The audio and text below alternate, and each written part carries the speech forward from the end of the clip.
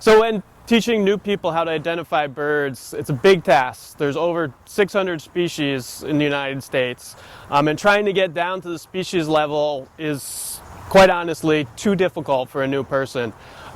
So instead, what you should try and do is you try and learn the major groups of birds and then slowly start breaking it down. Here in South Carolina, in the Lowcountry, we have a whole lot of beaches, and everybody loves to go to the beach, and there's a lot of birds that you see there. We have two main types of birds that will be sitting on the sand looking for food there.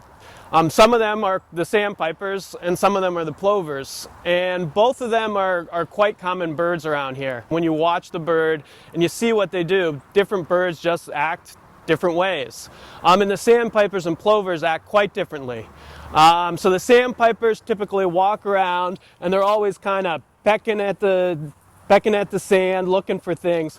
Plovers, on the other hand, just the opposite. They run and then they stop, they look around, and then they quickly go down. We have a number of different herons and egrets in the Lowcountry, and there is enough there that you can tell them apart just by look. Sometimes at a great distance you can just see how they're fishing, and that will give you a good clue as to which species it is.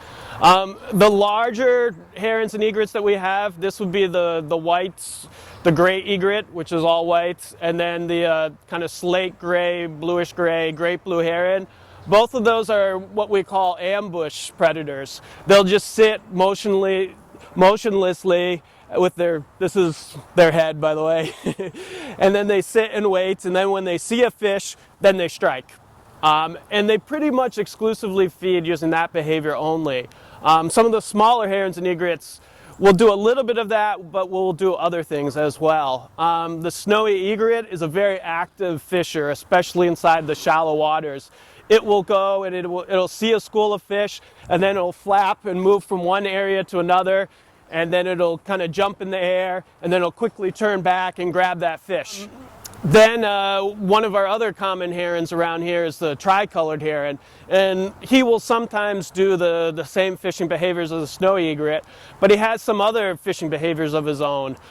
He kind of has this, it's kind of a cross between an ambush and an active feeding, where he'll create a little bit of shade with his wings, and he'll kind of walk around like this, and that shade confuses the fish as to where he is. And then as he angles down low and he snakes with his head just above the surface, and then he'll strike like so.